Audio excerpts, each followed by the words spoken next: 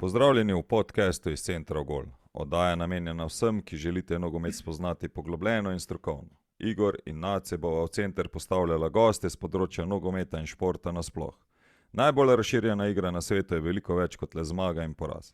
Vabljeni, da z nama spoznate vse, kar nogomet ponuja.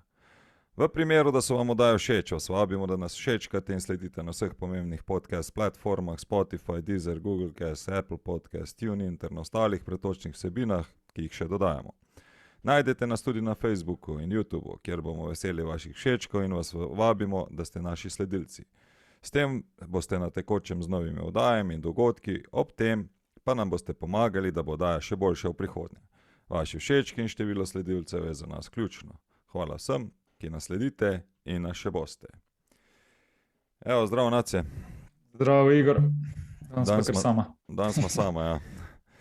Danes smo, rekam sama, malo so naši gosti zasedeni v pričakovanju septembra, ampak imamo zelo veliko zanimivih gostov že pripravljenih za naprej, tako da se bomo podali ponovno malo v zanimive vode v naslednjih oddajah.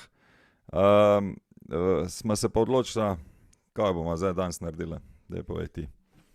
Ja, malo smo razmišljali, kako zastaviti, pa smo nekako prišla do tega, da bi mogoče izpostavila recimo neka splošna prepričanja ali pa mogoče tudi mite, neke fame okrog nogometa, ali je to glede razvoja nogometašev, glede kondicijske priprave, taktično, nasploh, kar se tiče nogometa, pa bomo mogoče vsak nekaj jih izpostavila, pa malo predebatirala, ker vemo, da stvari niso tako črno-bele, kakor se velikrat prikazujejo v javnosti. Ja, tako ko se pač znanost razvija, se tudi znanost v športu in žal dobivamo precej zmotne poglede iz mogoče starejših generacij ali pa prepričanj, kako se je včasih treniralo, pa da je bilo čist ok ali pa da je bilo to super, ne?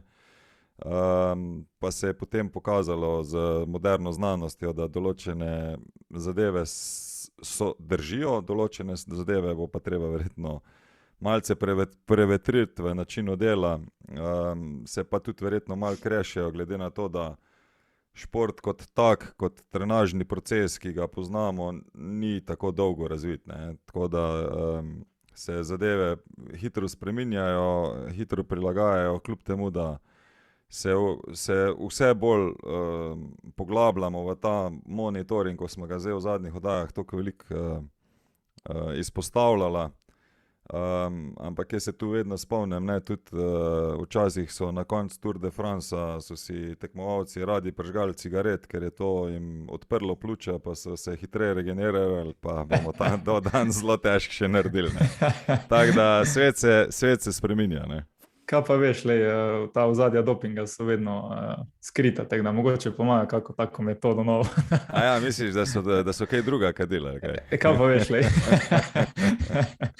Kaj pa veš, ja, pa se tudi klasika, še eno od mitov, v Bundesligi se strogo spije pivo ali pa dve po tekmi za regeneracijo, ne. No, tudi to je eno od dobrih mitov v bistvu. A je pivo dobra pijača za regeneracijo? Oziroma najboljša. Ok, kaj dobiš najbolj pogosto vprašanje kot kondicijski, daj povej, pa da te bolj zmotno.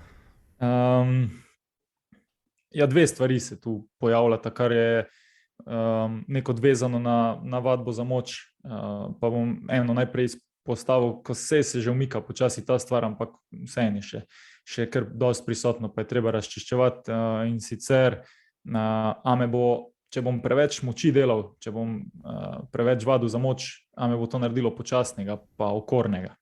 To je ena tak klasičen strah, da rečem, nekoga, ko se prvič srečuje s temi zadevami, pa je slišal to govoriti, prebral, so mu rekli ali starejši ali njegovi vrstniki ali kakorkoli, boš pač postal bodybuilder, pa ne boš mogel več teči.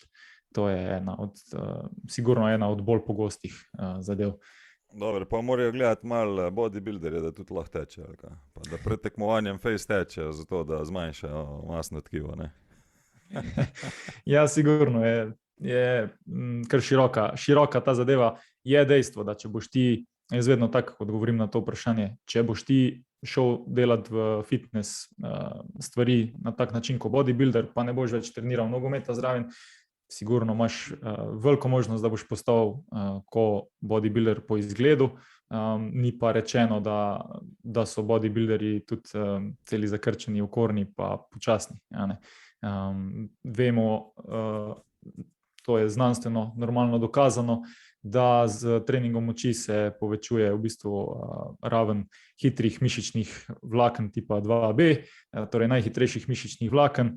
In torej, če delamo mi vadbo z velikimi utežmi, z velikimi bremeni, bo to na dolgi rok povzročilo, da se bojo vlakna v našem telesu vsaj do neke mere transformirala iz teh počasnih oksidativnih vlaken, ki so v bistvu bolj naravnana na to, da nas ohranjajo, da smo vzdržljivostni, se bodo počasi začela transformirati v ta vlakna, vsaj en del njih, ki so pa hitra vlakna, torej so prilagojena za to, da delajo kratke, eksplozivne stvari z maksimalno močjo oziroma intenzivnostjo.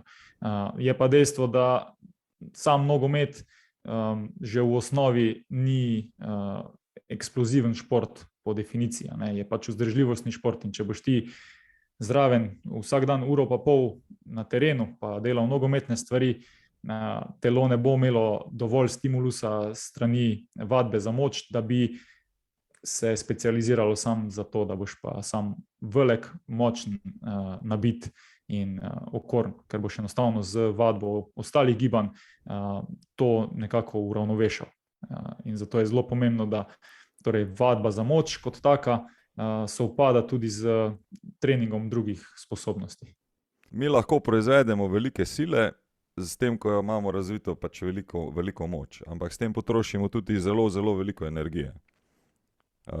In če izhajamo zdaj iz tega, verjetno ta bodybuilder bo lahko naredil en šprint, ki bo, ne vem, dolg 30 ali pa 40 metrov, pa bo še verjetno hiter.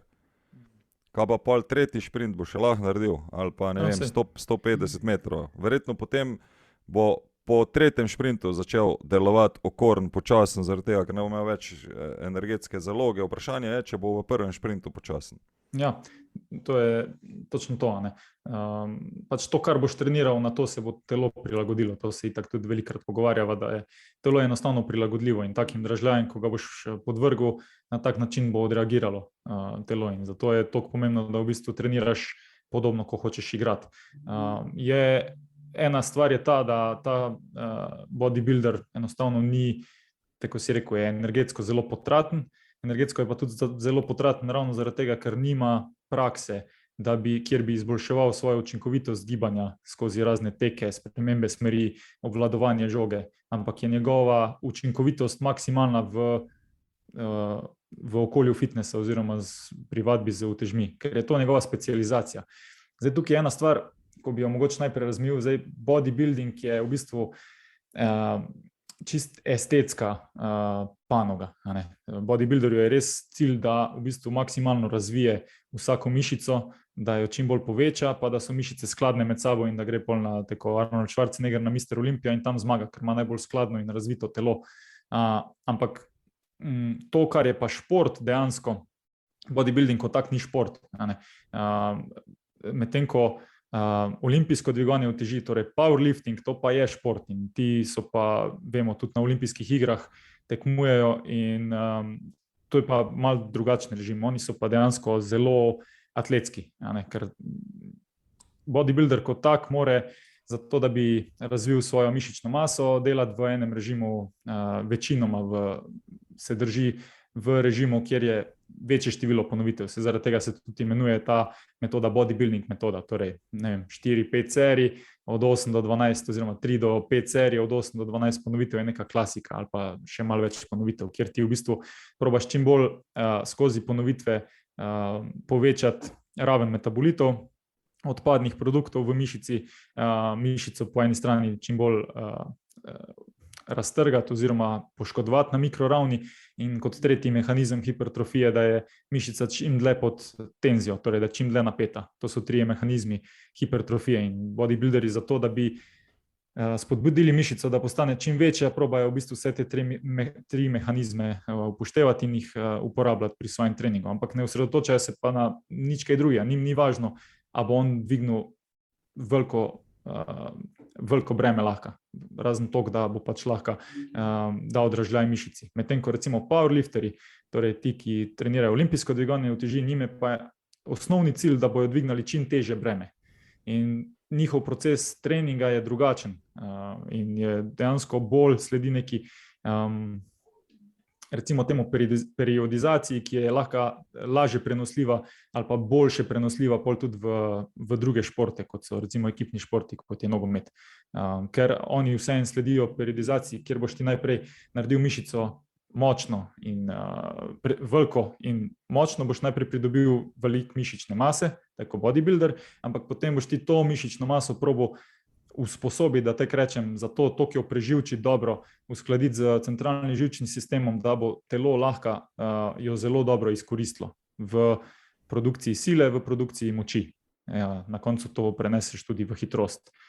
In je v bistvu sam proces treninga drugače zapeljan, torej se ne ustaviš na tisti točki, kjer hočeš sam povečati mišico, ampak greš korak naprej, kjer pa hočeš to mišico potem torej čim boljše uživčiti, zaradi tega, da boš lahko jo naredil tudi hitrejšo in ohranjal visoko silo. In če ta način treninga preneseš potem v recimo nogomet, bo tudi prenos na teren v samo igro veliko boljši zaradi tega. Je pa dejstvo, če boš spet samo olimpijsko dvigovanje uteži treniral, ne pomeni, da boš hiter tudi na terenu, ker spet nisi drugih sposobnosti treniral v tem času, to, kar si ti rekel. In nogomet je kompleksen z vidika razvoja gibalnih sposobnosti.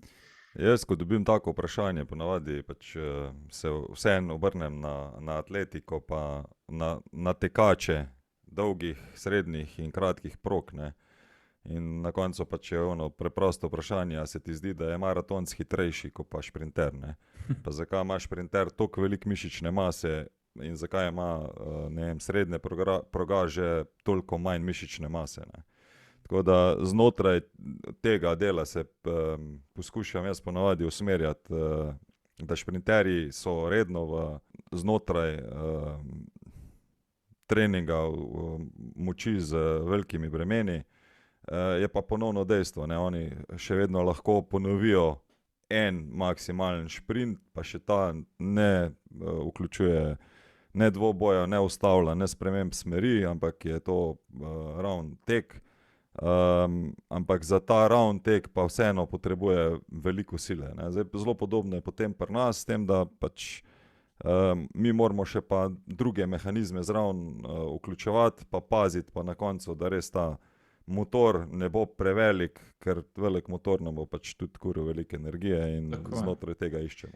Jaz mislim, da v zadnjih letih, v zadnjem obdobju se vse več preusmerja fokus ravno na to, da boš ti pravo ravnovesje dobil med tem, koliko si močen, pa koliko si učinkovit dejansko pri izrabi te moči svoje, ne. Ja, jaz hočem samo to reči, da tudi v zadnjem obdobju, kar se jaz pogovarjam s kondicijskimi trenerji, ne bom rekel, da so vsi za to, da so igralci v fitnessu, nekateri malo več, nekateri malo manj, ampak vsi pa zagovarjajo to, da potrebujemo za razvoj moči, da prvo potrebujemo razvoj moči in drugo, da potrebujemo razvoj moči z zunanjim bremenom, se pravi, da samo naša lastna teža bo v nekem vrhunskem športu zagotovo daleč premalo, ne. A lahko iz tega jaz eno vprašanje te postavim, ne. Zakaj ali pa kdaj pa bi naj potem mi začeli s treningom moči, ker to je tudi kar dosti se mi zdi pereč problem, kdaj bomo začeli, pa zakaj bomo začeli, pa kdaj lahko začnemo z utežmi, pa kdaj ne smemo začeti z utežmi. Zakaj, ne vem, v fazi rasti naj ne bi trenirali treninga moči z velikimi bremeni? Ja, tu je v bistvu dosti povezano z hormonsko sliko otroka v tistem oziroma mladostnika ali kakorkoli v tistem obdobju. Zdaj, če gremo čisto malo pogledati tak pregled na hitro, pri mlajših otrocih, torej tam imamo 5, 6, 7, 8 let, 9 let, pa še tudi malo naprej, se največ osredotoča načeloma na nek razvoj koordinacije, ker je živčni sistem tako dojemljiv v bistvu za učenje novih gibov. Medtem ko pol od nekje 12. leta, 13. naprej, recimo 14. se počasi bi naj začelo uvajati učenje, oziroma še to prej v teh fazah, ko sem rekel, ko se razvija koordinacija, se skladno s tem v bistvu moč kot taka, recimo, to sem zadnjič ravno dobil vprašanje od enega trenerja, kaj delati z otroki, ki so stari 9-10 let z vidika moči, pa sem rekel, pozab klasične vaje za moč, kot so počepi, spadni korak, čim več skozi igro, skozi razne gibalne naloge, skozi razna plazenja, lazenja, jih probaš v bistvu izpostaviti čim več različnim gibanjem in skozi to bojo oni že razvijali moč, stabilnost, povezovanje različnih delov telesa, koordinacijo. Potem, ko pridemo tja, ko sem rekel, do recimo starosti 12 plus, recimo 13, 14, 15 let, je fajn, da se vključi delo z lastno telesno težo, kjer se predvsem uči teh gibalnih vzorcev, ki jih bomo potem kasneje uporabljali za trening moči z bremeni zunanjimi, torej počepi, spadni koraki, razni potiski, potegi, da se v bistvu preko uporabe lastne telesne teže telo začne navajati biti v teh položajih, stabilizirati sklepe, razvija v bistvu te manjše stabilizatorske mišice, da se naučimo pravilne tehnike izvedbe, zaradi tega, da ne bi kasneje, ko preidemo na vadbo z večjimi bremeni, prišlo do raznih poškodb, ker na koncu koncev vadba z zunanjimi bremeni je vseeno lahko bolj riskantna potencialno, ker so sile in obremenitve na sklepe toliko večje. In če izvedba ni v skladu z samo strukturo in funkcijo telesa, se lahko te ponavljajoče obremenitve pokažejo dolgoročno kot razne obrabe. In zaradi tega je toliko pomembno, da v bistvu mi v fazi razvoja veliko več časa posvetimo učenju otrok, kako tehnično izvesti stvari, pa tudi jim bo ta dražljaj že v tem obdobju dovolj za razvoj tudi te osnovne moči, da stimuliramo povečevanje mišične mase, in potem, ko pride, sploh zdaj za fante govorim, ko pride do faze pubertete, kjer pa začnejo v bistvu tudi hormoni podpirati, da temu rečemo razvoj moči oziroma mišične mase, ker se dvigne raven testosterona, tudi rastni hormon. In če v tem obdobju začnemo pa še malo bolj intenzivno v bistvu, oziroma nadaljujemo s to vadbo za moč tudi z dodajanjem zunanjih bremen, smo pa v bistvu zadeli neko idealno okno za razvoj recimo neke atletskosti, kar se tiče vadbe moči pri mladostnikih. In je pa normalno tudi, ko nastopi faza pospešene rasti, takrat se vsi organi, mišice, kosti, tetive zelo hitro razvijajo. Vemo, da je to tu nekje okrog 12., 13., 14. leta ponovadi ali pa 15. tudi odvisno od tega, koliko hitro se kdo razvija. Pri fantih to nastopi tu nekje. Imamo otroke, ki zrastejo tudi po 10, 11, 12, 13 cm na leto, kar je zelo velik poskok v rasti in se proporciji v tem obdobju nekoliko porušijo in tak otrok potrebuje malo več časa, da v bistvu spet na novo naštima naprave, da tako rečem, da se skoordinira v svojem gibanju. Po drugi strani pa mogoče ne bi bilo dobro v tem obdobju, da mi na to rast in razvoj v bistvu vseh teh struktur dodamo še neko zunanjo breme, ki bi lahko vplivalo ali pa recimo temu negativno vplivalo na razvoj ali kosti, ali ligamentov, ali mišic, ker bi lahko popačilo v bistvu ta nek naravni potek razvoja. Čeprav misliš, da bi se pač lahko sama rast začela ustavljati, ali kaj? Tudi bi se lahko začela rast ustavljati, čeprav tako anekdotalno vemo, poznamo, mislim, je sigurno tudi veliko otrok, ki delajo z zunanjimi bremeni že od res majhnih, mislim, od mladih let Vidiš tudi na spletu dosti teh posnetkov, ko fantje 5, 6, 7 let stari pa že dvigujejo zunanja bremena, delajo olimpijsko dvigovanje uteži, in so mišičnjaki v bistvu pri recimo 9, 10 letih. Zdaj, kaj to na dolgi rok pomeni, je pa vprašanje, ne bi si upal trditi. Jaz imam tu dve informacije, ki bi jih mogoče zraven dodal. Ena informacija je, da tisti otroci, ki so vključeni v športe, kjer se veliko skače, tako kot je odbojka in košarka, naj bi se telo reagiralo na te stvari tako, da bi naj bolj raslo. Tako da ti otroci naj bi bili statistično večji zaradi tega, ker opravljajo veliko skokov. Druga zadeva, kar se tiče v moči, pa ne vem, a imaš ti kaj več informacij tudi glede tega, da otroci v času, ko rasejo, se pravi, ko se razvijajo, kost postaja nekoliko bolj mehka ali pa bolj porozna, se pravi, nima toliko kostne strukture, zato se v teh obdobjih dostikrat dogaja tudi, da taki netipični zlomi kosti. Ampak na drugi strani ti otroci, če se jih izpostavlja v veliki moči, kar pomeni, da bo mišica napenjala pripajališče pa izhodišče kosti, da se tudi te grče lahko potem povečajo, se pravi, ti izrastki, kamor se pač mišica pripenja. V kasnejšem obdobju pa lahko problem za razna vnetna stanja, ker bo tetiva se ves čas nekje drgnila na grčo, ki ne bi smela biti tako velika ali pa tako debela. Pač tu je vedno treba loviti neko ravnovesje, da ne greš v ekstrem, niti v eno, niti v drugo stran, da boš nekoga zaprl v sobo za tisto obdobje, ko raste. Zaradi tega, da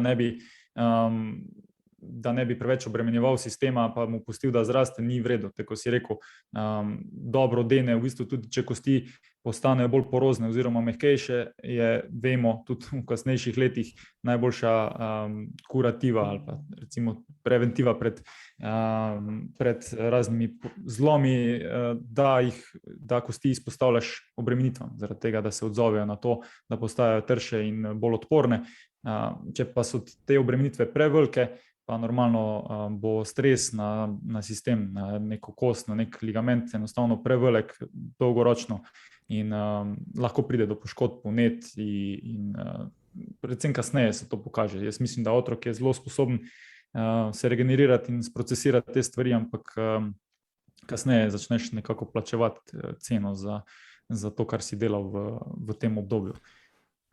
Zelo pomembno po moje je tudi to, da mi ga lahko izpostavimo, ampak se pravi streso, ampak pomembno je, da ima dovolj pauze potem tudi, da se tako, pač regenerira. Ok, a gremo na naslednjo. Gremo. Boš ti? Lahko ti. Lahko jaz. Pa dobro, bom pa ti vseeno dal malo bolj da rečem iz tvojega področja, iz trenerskega področja, kot glavni trener. Ena stvar, ko se tudi z igralci mi velikokrat pogovarjamo, sam veš, pa jih je treba na nek način prepričevati, in sicer glede igranja čisto taktično gledano dolgih žog. Torej mi recimo delamo gradnjo napada, igramo v zadnji liniji in se odločimo odigrati dolgo žogo v zadnjo tretjino pred nasprotnikov gol. Zdaj, včasih, ko sem še jaz igral, je to veljalo kot ubijanje nogometa, kot taktika za ekipe, ki ne znajo igrati, torej sam nabijanje. Vsak reče, da sam nabija se neki žoga. Ampak je pa tu še ena druga plat, tudi veliko bolj opravičljivo z vidika trenerja, da ni to sam nabijanje dolge žoge, če se ve, zakaj pa kako. Jaz bi mogoče začel tu sicer je zdaj 20 let nazaj, ko je Ajax zelo dominiral v svoji nogometni šoli, pa tudi lahko rečemo skoraj dominiral v Evropi pri članih. Je bila zelo tipična igra, kjer so bile kratke podaje na eni strani igrišča in potem ta diagonalna dolga podana žoga na drugo stran igrišča, s tem generalno so prenesli zelo hitro težišče igre na drugo stran, na drugi strani so pa precej prisilili nasprotnika, da je mogel veliko teči. In ko so to dvakrat, trikrat naredili, se je zagotovo pojavila neka luknja v fazi branjenja, ker dlje ko igraš, bolj se ti pojavljajo to, da se razdalje med igralci v fazi branjenja povečujejo, s tem se ti pa odpira več možnosti, da prehajaš tudi v zaključek. Zdaj, pomembno je, kdaj ti nabijaš, pa kam nabijaš to žogo, ker danes tudi vemo, da večina ekip se ti postavi v drugi coni, zdaj nekateri so sposobni priti pa napasti tvojo zadnjo linijo, takrat, če si sposoben odigrati hitre žoge po tleh, je idealno. Včasih boš pa mogel tudi, ker si pod takim pritiskom, tudi udari dolgo žogo, ne. Zato, da ga slučajno ne prejmeš nepredvidoma. Te žoge načeloma niso zaželene, ne. Če pa mi gledamo, da se nasprotnik ti postavi v tej nizki drugi coni ali pa že skoraj proti svojemu golu, ne,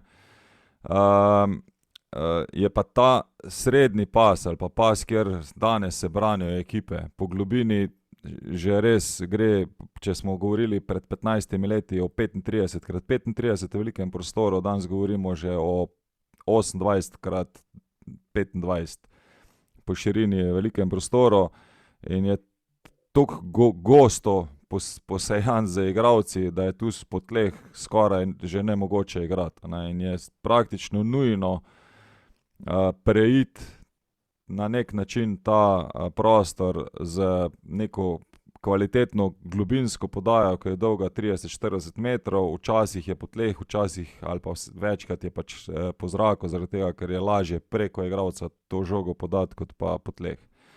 Zdaj, kar je zelo pomembno, menim, da trener oceni številčno, koliko igralcev je v določenem prostoru, to je se pravi, da poskušaš narediti igro tako, da v tem času, ko se bo odigrala ta dolga podaja, da boš imel številčno premoč, in druga zadeva je, ki zelo poudarjajo vsi trenerji, je drug napad. Se pravi, ko se ta žoga, ki je, ne vem, lahko tudi 50-50, da jo v prvi fazi dobi ti ali pa nasprotnik, da boš ti v drugem napadu ali pa ko bo ta žoga izbita v duelu, izgubljena, da boš lahko polovil to drugo žogo in prenesel težišče takoj v zadnjo tretjino, kjer pa se ponovno pravila igre faze branjenja precej spremenijo. Če govorimo, da v drugi coni ali v sredini igrišča bo nasprotnik zelo agresiven, te bo tepel po pogležnih, pa vlekel, pa ves čas nekje na meji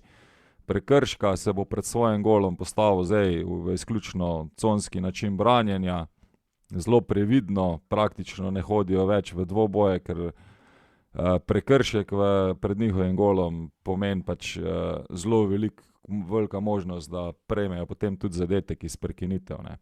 In tu je zdaj pač, mi igramo na koncu za zmage, ne igramo samo zato, da se lepo izgleda na igrišču in poskušaš normalno, včasih čim hitreje preiti pred nasprotnikova vrata in tam izsiliti, se pravi, ali priložnost, s katerim boš zadeval, ali pa to prekinitev, ker vemo, da vsak tretji gol pa pade iz prekinitve ven. Tako da vedno je tu ideja rizika, pa ideja pač napada, je pa energetsko če se v zelo kratkem času ponavlja ta dolga podaja, je pa energetsko za igralca zelo naporno, pa tudi predvsem za vezne igralce, ki bi naj bili kreatorji igre, ne, če se ne kreirajo te igre in bojo postali samo obrambni igralci, ki lovijo to drugo žogo, ne, zna postati naporno za glavo, ne. Naporno psihološko, da ves čas v bistvu loviš. Se mi zdi zelo pomembno to, da razumemo, da ko se nekje, tako si rekel, ne, zdaj se ta po globini se ta prostor zelo oža, ne. To, če si gledalec od zunaj predstavlja, torej so vsi igralci te ekipe, ki se brani, blizu sredine, blizu tega kroga, ki označuje recimo sredino, torej niso razpotegeni od enega do drugega gola, ampak so čim bliže skupaj zaradi tega, da čim bolj zgostijo ta prostor.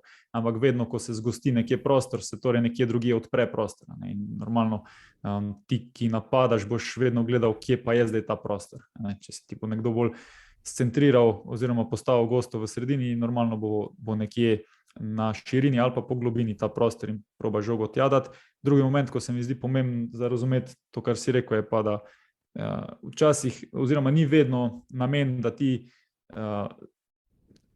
ob podaji takoj že prideš tudi v priložnost, ampak je včasih pomembno, da ti samo nasprotnika prisiliš, da se premakne nekam drugam, da preneseš težišče, tako si rekel, mogoče na pred njihov gol in so vsekakor tam oni bolj pod pritiskom, tudi če imajo oni žogo, tudi če imajo oni posest v tem trenutku. No, to je potem glavna razlika med temi zelo dobrimi ekipami ali pa povprečnimi ekipami. Povprečne ekipe bojo večinoma iskale zadnjo podajo že 40-50 metrov od nasprotnikovega gola, ne. Te najboljše ekipe pa bojo to iskale ali v kazenskem prostoru ali pa nekje okoli 20-25 metrov od nasprotnikovega gola. Ne izključuje pa to, se pravi, možnost, da bo pa kdaj se zgodilo tudi obratno. Se pravi, lahko je tudi ta zadnja podaja že od vratarja, ampak bo to bolj redkost kot pa neko pravilo, ne. Če ti gledaš potem število golov ene take ekipe, pol ugotoviš, da ali pa na kakšen način je bila zadnja podaja narejena, pol vidiš, da je pač večina teh zadnjih podaj v tej zadnji tretjini se zgodi in zato je treba pač tja spraviti žogo. Nekateri trenerji, tako kot je, ne vem, Klopp ali pa kdo drug, imajo zelo veliko tendenco čim hitreje, se pravi, po odvzeti žogi 5 do 8 sekund, da spraviš v zadnjo tretjino, potem pa lahko gor igraš, ne.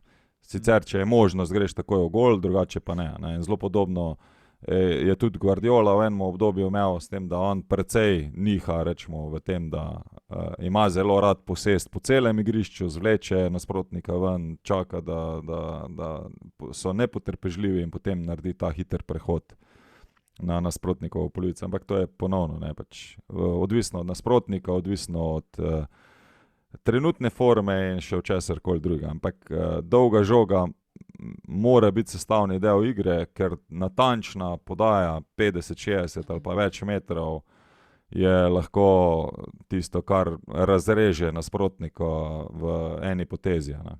Da ne govorimo o tem, da je dejansko tudi tehnično zelo zahteven element, da ti natančno žogo podaš, pa da bo igralec na drugi strani uspel ustaviti, umiriti čim hitreje pa iti.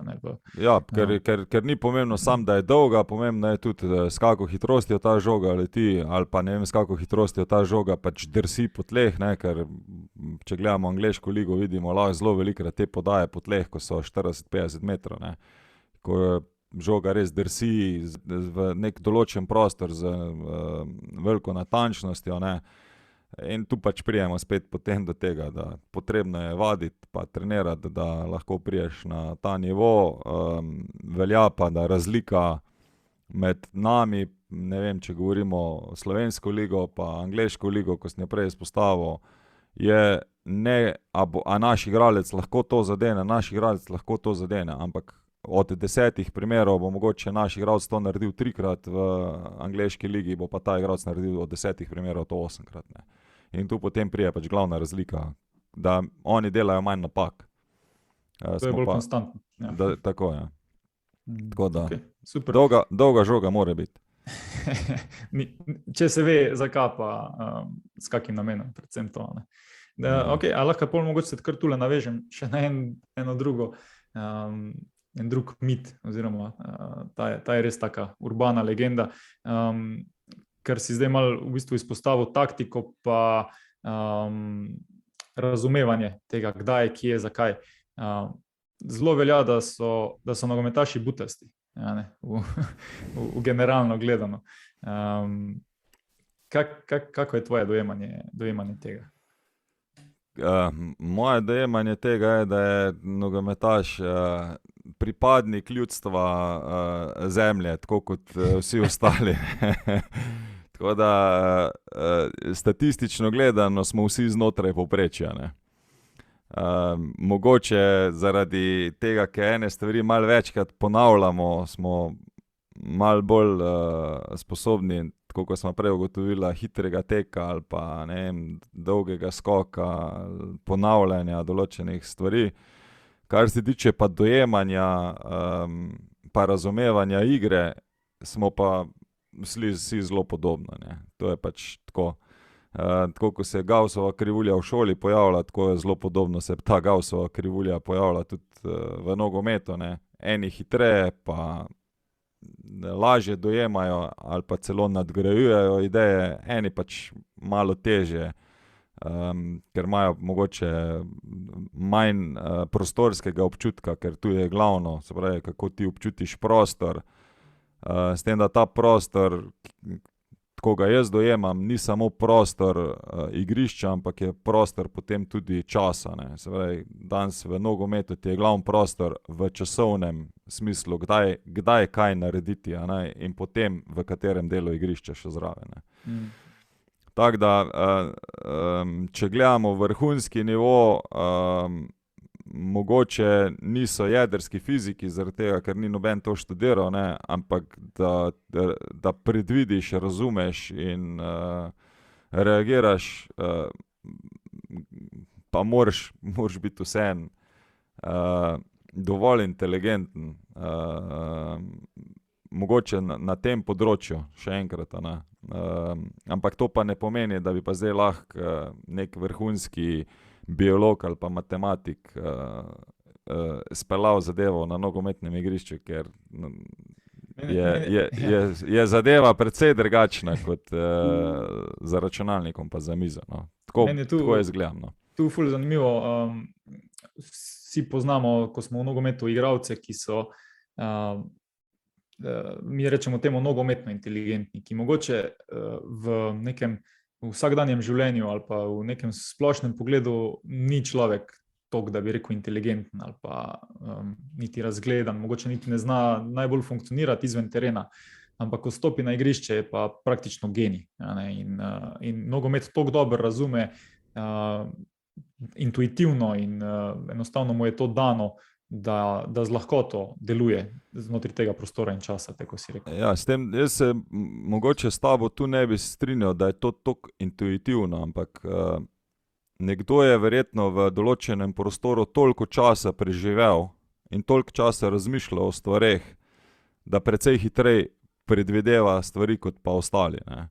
To se je pač pokazalo tudi v drugih športih, da tisti igralci, ki so jih pač uspeli testirati in so bili ekstra talentirani ali pa ekstra uspešni, ne, sploh govorimo o teh moštvenih športih, kjer moraš imeti, videti, kako je nasprotnik razporejen, kam kdo teče, kam je obrnjen in tako naprej, ne.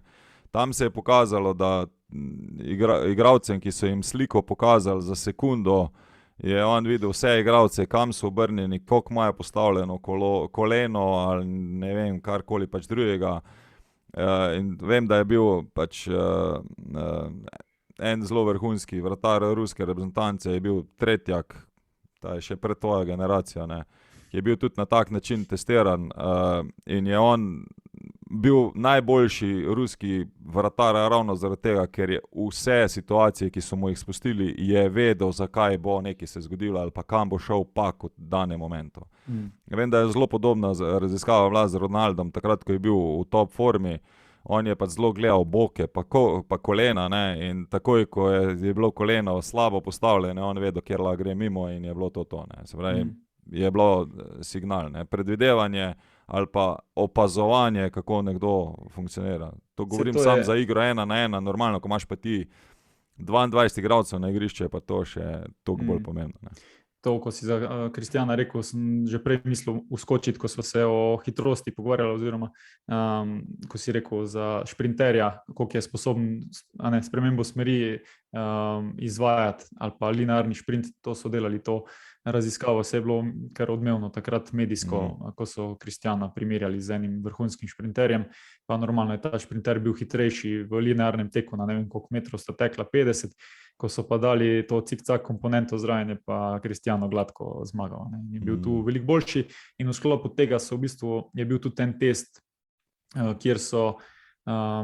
kjer je eden od igralcev torej centriral, podal z boka visoko žogo in so v trenutku oddaje žoge so ugasnili luči v dvorani in je Kristjano moral zabiti gol vseeno in je bil zelo uspešen v bistvu v tem.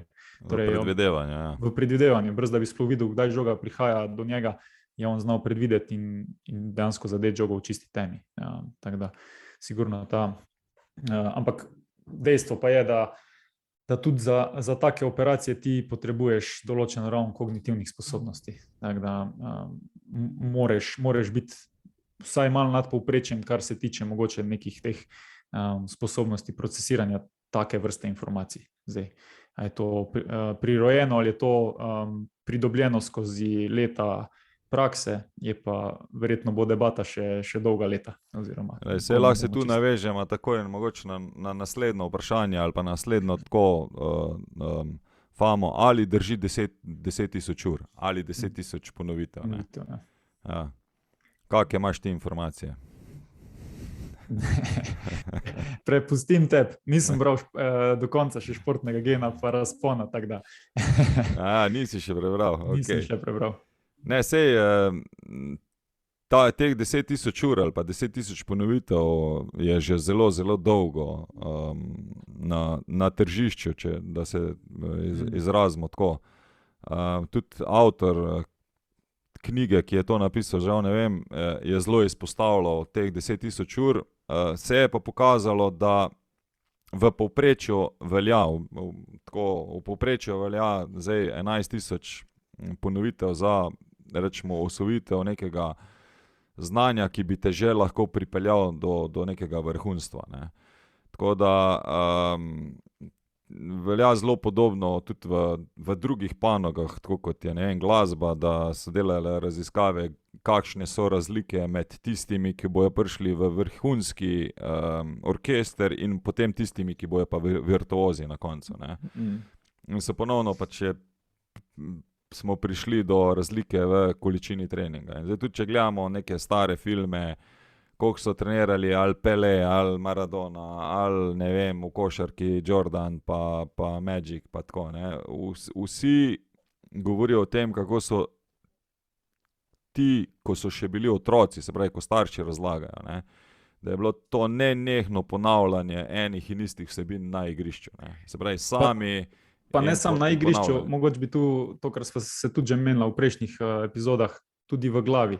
Tudi ko je on hodil iz šole domov, pa v glavi preigraval igralce, v mislih vpliva dejansko na kasnejšo izvedbo. Ti igralci namesto plišastega medveda so pač imeli žogo, no, čisto, ne, in so vlačili to žogo vse posod zraven sebe, že ponavadi od zelo malega, ne. V znanstvenem, to, kar si prej omenil, v športnem genu, se pa izpostavi, da vseeno je razlika v nekih motoričnih predispozicijah, ki jih mi bi naj imeli ali jih imamo ali kakorkoli pa že.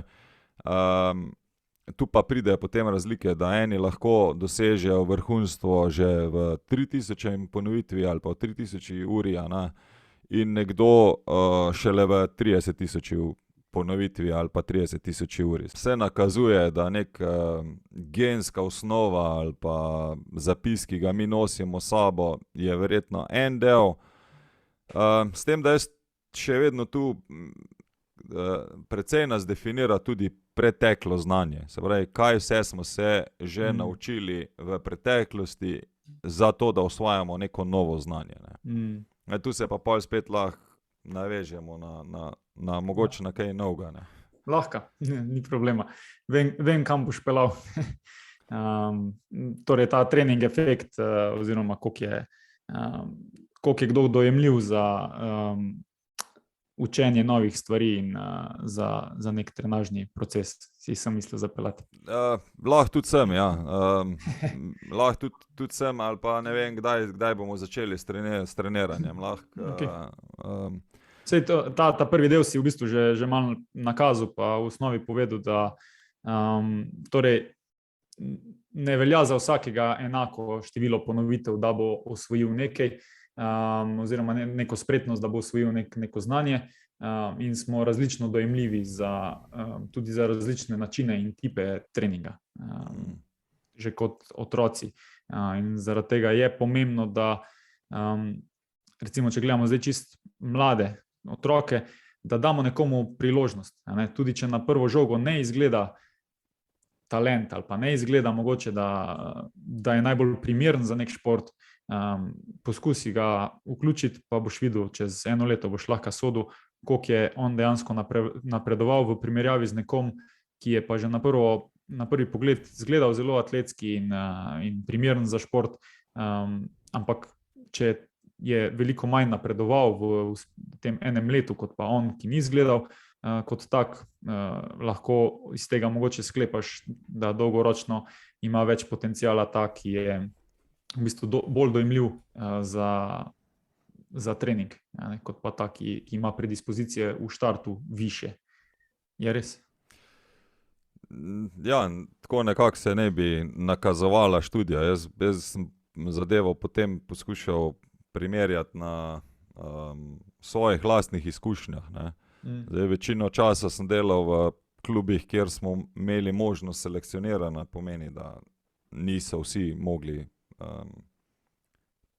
priti samo zaradi tega, ker imajo veliko željo po treniranju, da bi igrali v ekipi, ki sem jo jaz treniral. Pomeni, da smo jo pač trenerji iz nabora 40 igralcev smo si izbrali, ne vem, 18, pa potem smo, če smo še uspeli kakega talenta, ki je ukrasti v kakemu drugemu klubu, pa pripeljali še njega zraven. Ne.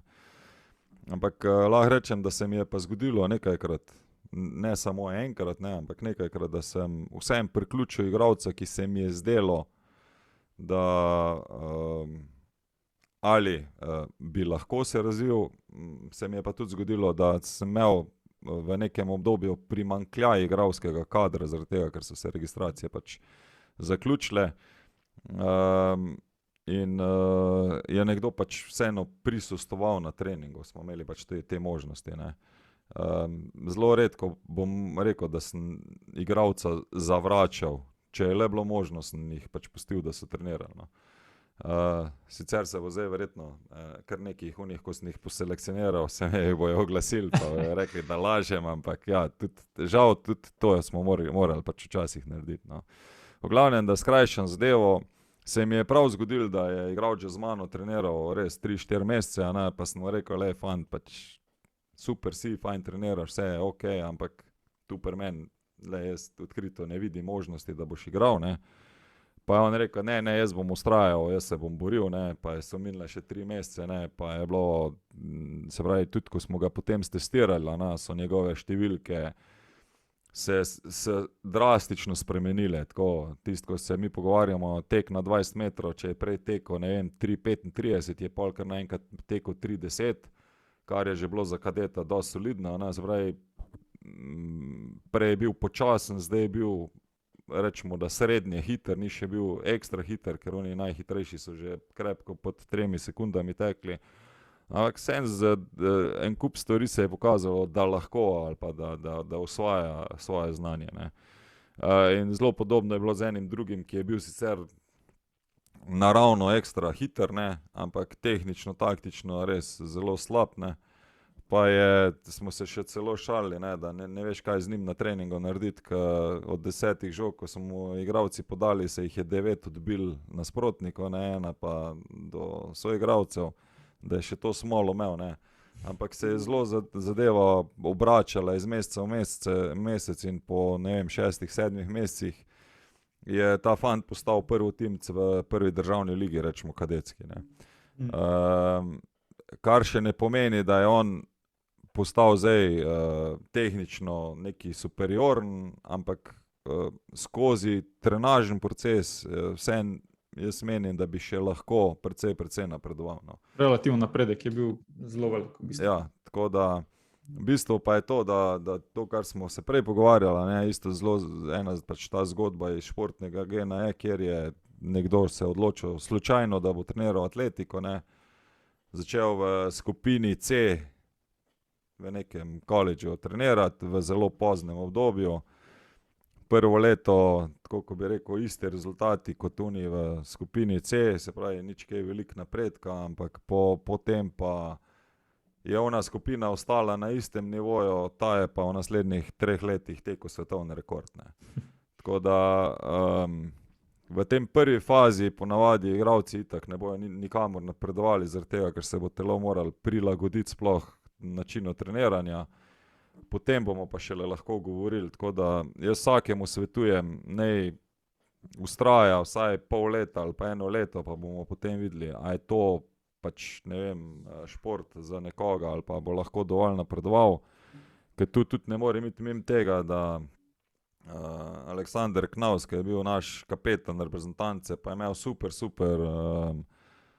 kariero v Bundesligi, je bil celo takrat kapetan Leverkusena, ne, je, ko ga gledaš ti njega kot otroka na Slovanu, ko poiščeš njegovo sliko, ga ne boš prepoznal, zato ker je fant tako kot Tavares, ne, mali pa debeli pa tako, ko se malo zdaj šalimo, lahko smo ga imeli v oddaji, ne. In potem iz samega načina treniranja in vsega skupaj pač nekdo zraste do tega, da postane pa zelo dober nogometaš, ne, ali športnik na splošno. Dobro, pa če lahko kar isto napeljeva, tako si prej rekel, v bistvu v ta, kdaj začeti trenirati neke specialne ali pa usmerjene vsebine, se mi zdi tudi kot recimo neka fama, to je mogoče predvsem med starši bolj prisotno, ne, da je treba otroka čim prej vključiti v tekmovalni šport, usmeriti v en šport, zaradi tega, da ima čim več časa se v tem športu čim bolj detaljno razviti, ne.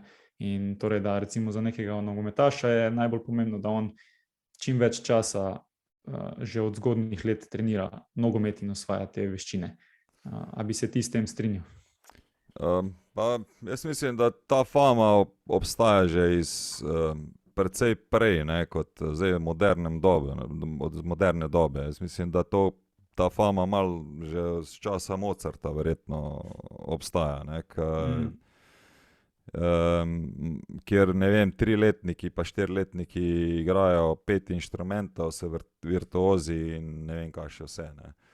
V moderni dobi pa verjetno pač je ta sinonim pač postal takrat potem Tiger Woods, ki je že prednje shodil, pač vihtel palco, in potem naredil neko res čudežno kariero, vrhunsko kariero tega golfista.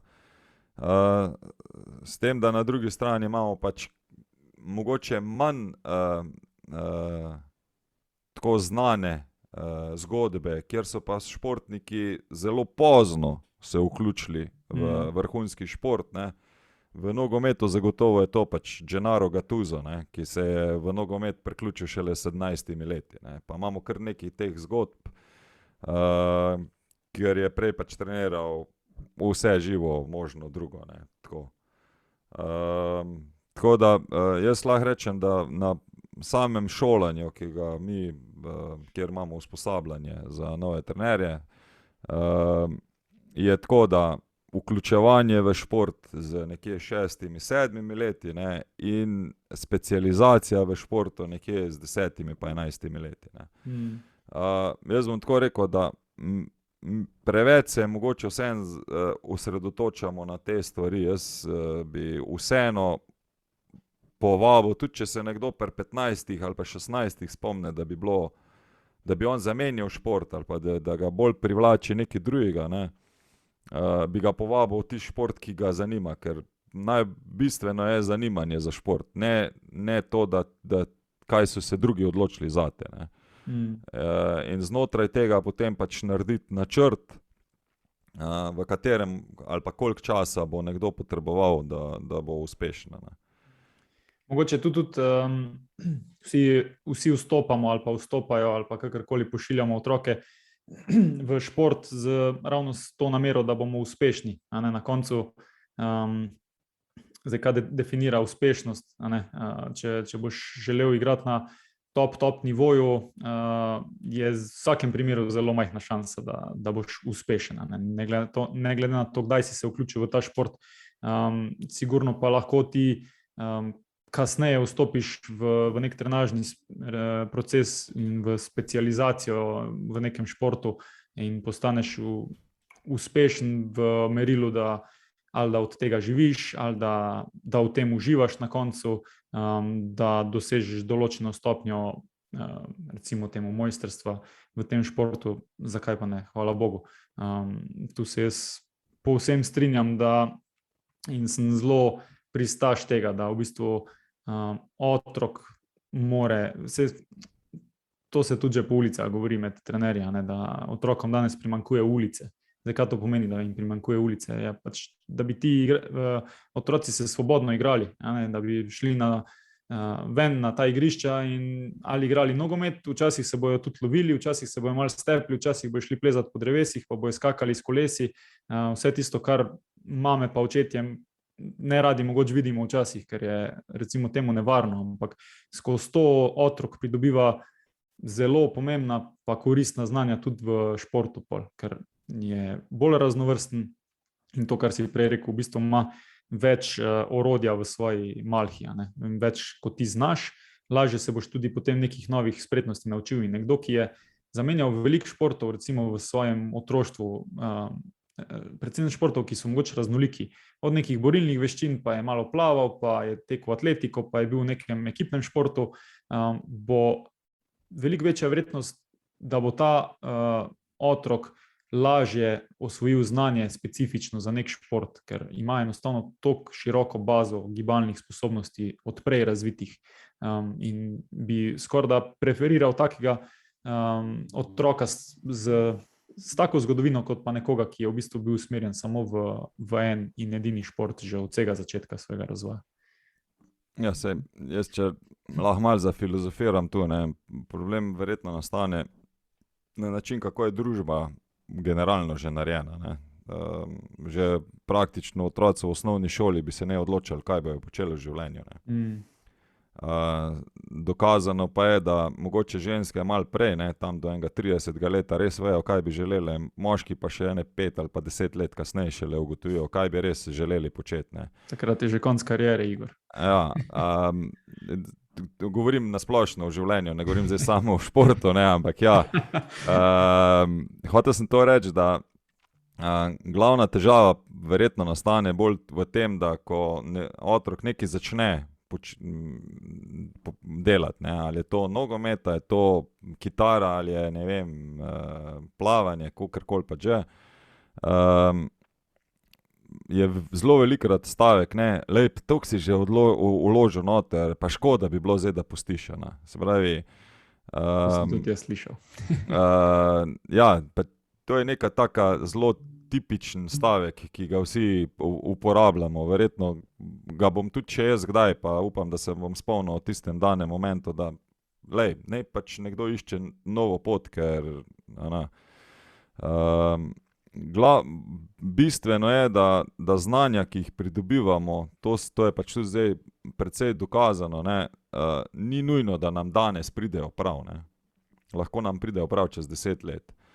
In to, kar je mene recimo zelo fasciniralo, zdaj nazadnje, kar sem bral, je to, da ko se mi enkrat naučimo na nek način reševati težavo, to težavo rešujemo v vseh okoljih enako. Kar pa ni uspešno.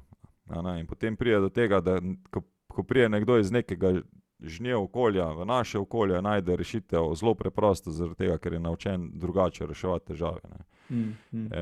In glavna zadeva je to, ko si pač ti verjetno tudi izpostavil. Ulica ni sam, da te nauči driblati, pa ne vem, da si malo mango, pa če tako rečem, ampak te nauči vseeno drugače komunicirati, reševati težave, moraš se izpostaviti, nisi ves čas voden, se pravi, prevzemaš neke komunikacijske odgovornosti ali pa pravila postavljaš, razmišljaš, in to jaz mislim, da danes otrokom zelo manjka, in ker danes je ves čas samo to, kaj bomo pa počeli, in potem mora nekdo priti, ki nekdo vodi in bo povedal, kaj bo otrok učel, in tega lastnega, dolg časa, da tako izpostavim, sploh nimajo več časa vzpostaviti. Tako da moram reči, da jaz sem zelo vesel, če vidim kakega otroka, ki se dolgočasi, ker ko se bo dovolj dolgočasil, bo prišel kritičen moment ali pa efekt, ko bo rekel, jaz bi pa lahko tole počel, in takrat bo začel postajati kreativnost iz tega, tako. In da tega imamo danes precej premalo, ker otroci potem dolgočasijo tako, da spet vzamejo, ali pa kratkočasijo tako, da vzamejo igrice ali telefone ali nekaj pač, kjer brskajo za to, da mine kreativnosti pa premalo za sam razvoj. No. Tako. Ja, Tako da, moje mnenje, če se vrnemo na tisto, kdaj začeti trenirati.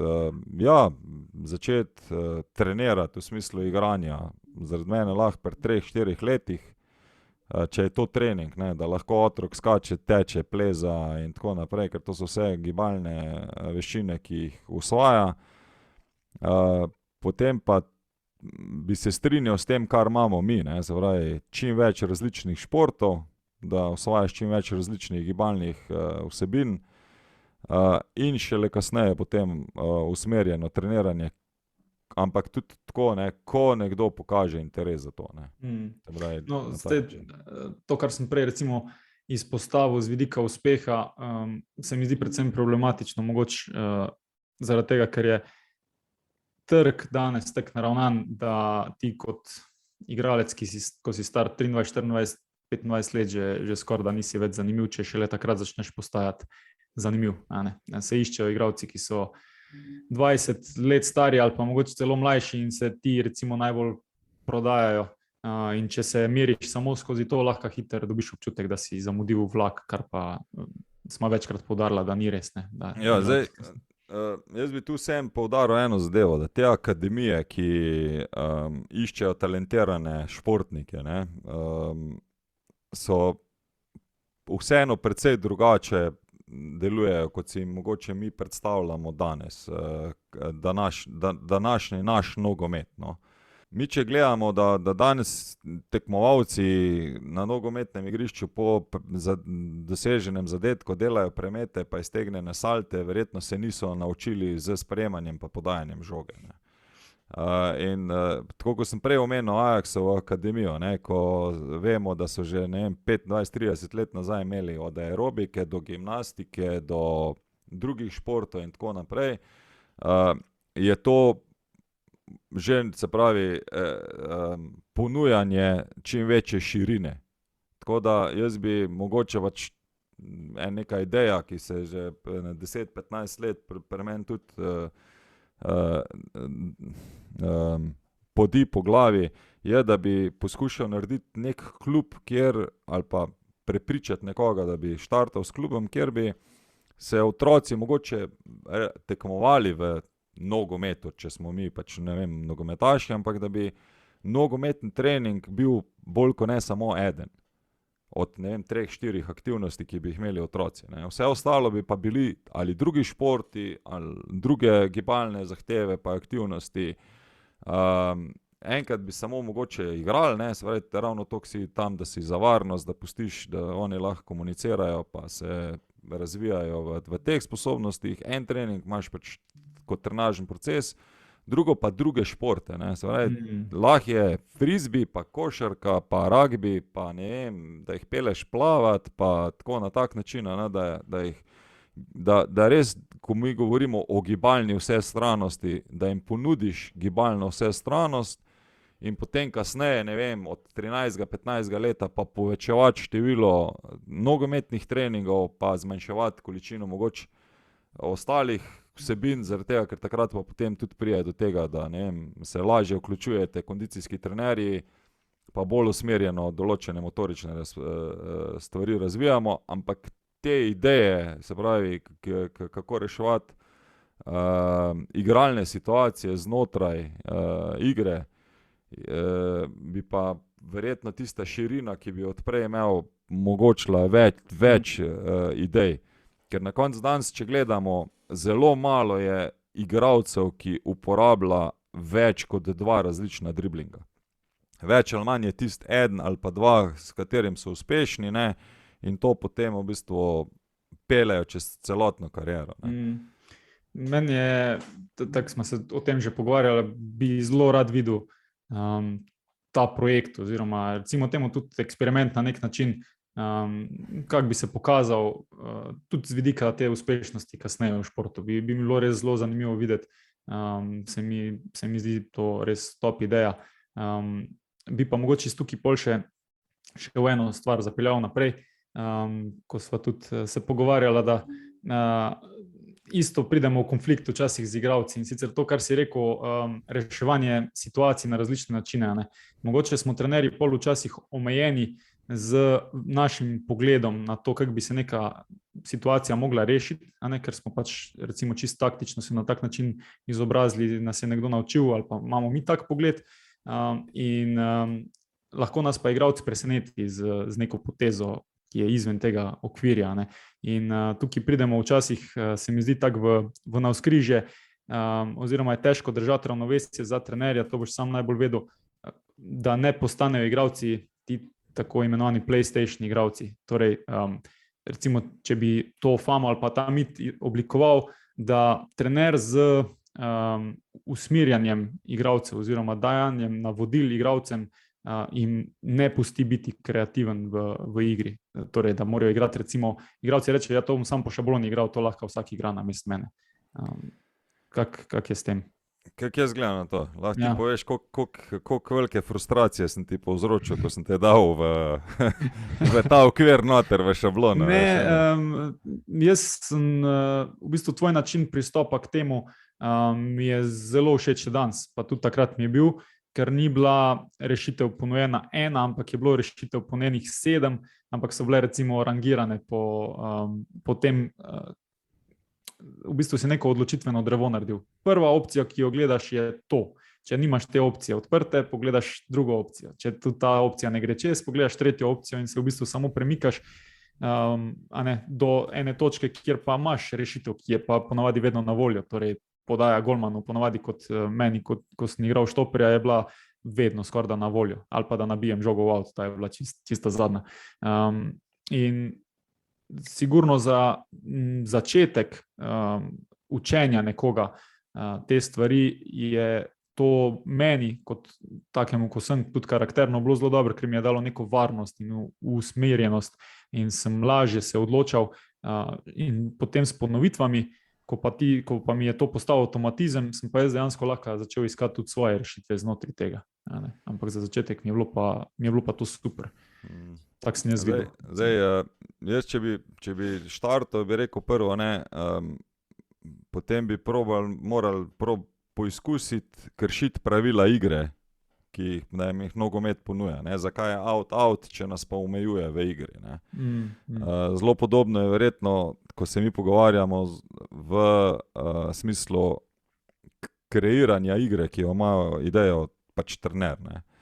V nogometu ni ponovljivih situacij, to se pač je fino, če se trenerji zavemo tega, je pa fino, da vemo, kje so možnosti na eni strani, tako kot smo prej govorili, za doseganje zadetka, in na drugi strani vedno je možnost, da bomo tudi naredili napako in kako bomo reagirali, pač, da ne bomo prejeli ta zadetek. Zaradi tega so neke usmeritve ali pa navodila ali pa ideje, kako igralce usmerjati.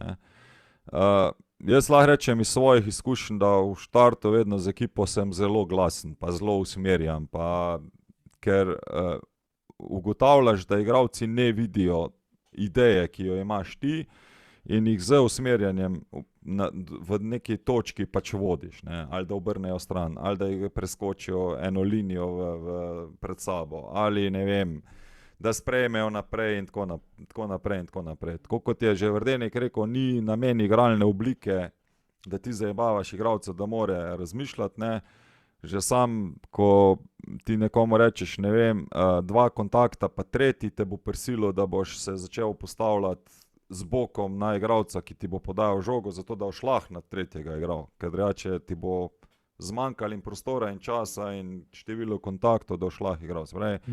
Ti ga že učiš nekega postavljanja tudi skozi navodila, ki mu jih daš. In zelo podobno je potem, ko ti gradiš igro, ti vseeno ustvarjaš 11 igralcev, da ne bi imeli podobno idejo.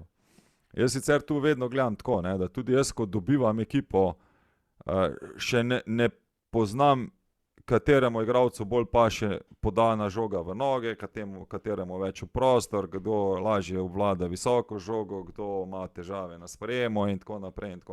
Se pravi, kako nekdo reagira v odprtem prostoru, v gostem prostoru, pač veliko stvari je tu znotraj. Zato tudi iz vidika, se pravi, eno je v igranosti, ki jo ponuja trener, drugo je pa poznavanje igralca do igralca tudi, ne. Se pravi, koliko je ekipa skupaj že bila, skupaj igrala, ne. Zato rečemo, meni zelo zanimivo, da če gledamo en Kloppa in Guardiolo, ona dva zelo malo rotirata ekipo, če je le možno, ne. In več ali manj eni in isti igralci igrajo, zaradi tega, ker je to pač neka rutina potem, ki je tudi komunikacija znotraj igralcev zelo povezana. Pa reče, ja, ona dva namerno se iščeta, ne, pač to gre se za del zaupanja, ne. In tudi naslednji igralec mora pač pridobiti zaupanje od soigralca za igro. Je pa druga zadeva, da je pa zelo tanka meja, kdaj igralec lahko ugotovi ali pa koliko časa potrebuje, da bo ugotovil, ali pa trener, da bo pripeljal igralca, da bo postala ta igra tudi del njega. In če trenerju to uspe, potem igralec tudi znotraj teh novih okvirjev najde svojo kreativnost. Če pa mu trener tega ne uspe pripeljati, potem je pa to muka za igralca, ne. To sem tudi jaz kot igralec, moram reči, da imel precej težav, tako da jaz v prvi fazi, če lahko samo to še rečem, ne, poskušam, zahtevam tudi mogoče določene stvari, da se izvajajo, ampak na koncu je še vedno bilo, ne, tudi če sem ti jaz dal 7 opcij, pa tudi če je bil avto vmes, sem rekel, pa imaš pa še one svoje 3, s tem, da jaz ti ponujam, mogoče prva, druga, tretja so bolj varne, naslednje tvoje so pa mogoče malo bolj rizične, ampak če vidiš, da bojo šle čez, ne, jih naredi, ne, ampak se pravi, ideja igre mora biti pomoč za igralca, ne pa omejitev za igralca, ne. Točno to. Pač to, kar si na koncu rekel, se mi zdi, da imajo mogoče tudi igralci včasih nekateri problem sprejeti, da pač trener je prišel tja zaradi tega, da poveže ekipo v neko skupno idejo.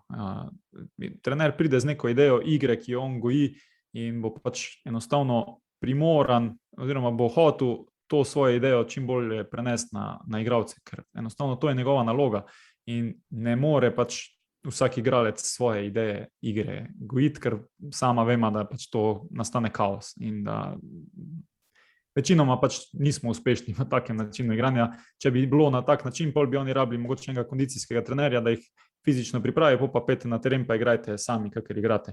In tu more igralec se na začetku mogoče malo podrediti oziroma imeti to v glavi, da biti odprt do tega, da jaz bi rad videl, na kak način hoče trener, da igramo, poskušati to igrati in pol znotraj tega se pa odpira tudi prostor za debato.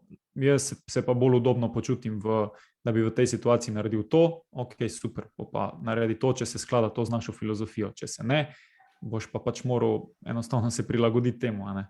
In tu ni, da bi ti hotel kot trener zajebavati igralca, ampak veš, da v tistem sistemu, ki ga imaš ti v glavi, enostavno ta stvar neke stvari morajo biti poklukane, da lahko pol se odpira tudi ta prostor za kreativnost igralca. Se tu zdaj si izpostavil dve super iztočnici. Eno je, da tako jaz kot trener v primeru, da začnem razmišljati, da igralci nočejo zmagati, nimam verjetno več kaj delati v ekipi. In zelo podobno bi morala biti, se pravi, tudi z druge strani. Se pravi, če igralec misli, da trener njega zajebava, potem verjetno noče zmagati tekme, pomeni, da tudi nima kaj delati skupaj, ne. Tu, se pravi, ko se pogovarjamo o tem povezovanju, je zelo pomembno, da se pač zaupa en drugemu v smislu vsi želimo zmagati in skupna ideja pač mora biti skupna ideja in mora biti zapeljana v idejo zmage, ne. Drugo, če pa lahko povem, ne, je pa tako, da ko se mi pogovarjamo o samem treningu pa razvoju igre, ne, se pravi, če igralec mi zaupa, da ga bom kondicijsko dobro pripravil, pa če bo psihologu zaupal, da ga bo pripravil, da bo psihološko bolj pripravljen za to, da bo lahko zmagoval, ne, je verjetno tudi ta del, da ideja igre, ko sem rekel, da bi se ne usmerjala v zmagovalno, ali da ti vkomponiraš vseh 11 igralcev zato, da bodo zadovoljni, da boš imel dobro igro in da bomo na koncu zmagovali. Se pravi, je zelo podobno. Se pravi, tudi ta del treninga je včasih skoraj bolj pomemben zame, kot pa ostali deli treninga. Ker sicer je pomembno, da smo mi sposobni teči, ampak je ravno tako pomembno, da smo sposobni sprejeti žogo ali pa taktično, da bomo ne trošili preveč energije znotraj same tekme, ker to je tudi taktika. Ne? Se pravi, ti lahko v visokem ritmu igraš celo tekmo, ampak visok ritem ne pomeni visok ritem teka, ampak pomeni visok ritem poti žoge. Koliko hitro bo žoga potovala, ne samo koliko hitro bo igral. Pa razmišljanje, ne? Visok ritem razmišljanja, tako, oziroma tempo razmišljanja. Tako, ne. In tu je pač, moram reči, da zaenkrat so posamezniki bili, ki so zelo težko ali pa tudi se je zgodilo, da niso sprejeli načina razmišljanja ali pa podajanja informacij in so bili prepričani, da lahko sami igrajo, ne.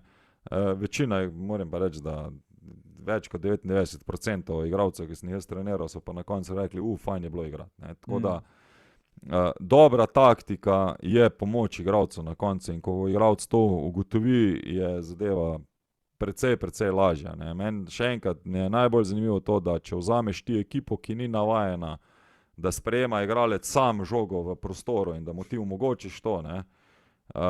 Bo izgubljen dejansko. Ja, točno to. Na začetku sploh ne vejo, kaj narediti s tem, da si mu ti taktično pomagal, da je on kar naenkrat sam. Ne počuti se udobno v tej prednosti, ko jo ima naenkrat. Je navajen, da mu nekdo skozi visi za hrbtom, ne. Ampak v modernem fuzbalu ne moreš igrati tako, da imaš skozi nekoga na hrbtu, no. Moraš biti obrnjen naprej, moraš si ustvarjati nek prostor za to, da boš potem lahko nevaren pa dosegal zadetke. Ok, super. Dobro, Igor, jaz mislim, da to, kar sva si zadala, a sva znotraj okvirja časovnega, ali imamo problem isto kot pri treningih? Kako narediti kratek trening? A to zdaj mene zabavaš? Oba dva. Ko rečem, danes bomo pa trenirali uro pa 5, uro pa 10, ne, pa je uro 35 na koncu vedno. Če je preveč fajn na terenu biti, tako je pa fajn tudi tule razpredati. Ok, bomo pa še kaj pustila za kako od prihodnih debat. Super. Imaš še kaj za konec? Pa ne, jaz mislim, da je prav, da se pogovarjamo tudi o teh stvareh, pa nama zna zgoditi mogoče tudi, da bomo čez 10 let poslušali tole oddajo, bomo rekli, tule smo ga pa kiksnali, ne. Ja. Ja, pa hvala Bogu, če bo tek pomeni, da smo kaj razvili, pa se naučili, pa tak, da se stvari premikajo. Ok, hvala Igor za tvoj čas in debato. Nič, odpiskamo. Odpiskali smo konec današnje epizode podcasta iz Centra v Gol. Igor, Nace ter celotna ekipa oddaje iz Centra v Gol se vam iz srca zahvaljujemo za poslušanje in za čas, ki ga preživljate v naši družbi. Brez vas ta oddaja zagotovo ne bi bila to, kar je. Vabimo vas k poslušanju vseh naslednjih oddaj, ki so dostopne na Spotifyju, Deezerju, Google Podcastu, Apple Podcastu, TuneIn, YouTube. Lahko pa pobrskate po svoji najljubši aplikaciji oziroma platformi, saj jih sproti še dodajamo. Če so vam oddaje všeč, vas vabimo in prosimo, da nas sledite in všečkate, saj s tem pripomorete k še kakovostnejšim vsebinam. In pa seveda, spremljajte nas še naprej na Facebooku in Instagramu, kjer redno objavljamo izseke, novice in napovednike naslednjih gostov. Veseli bomo tudi vseh delitev te in ostalih oddaj in pa vaših komentarjev in povratnih informacij. Hvala vsem za podporo in se slišimo naslednji teden. Do takrat pa uživajte in lep pozdrav vsem.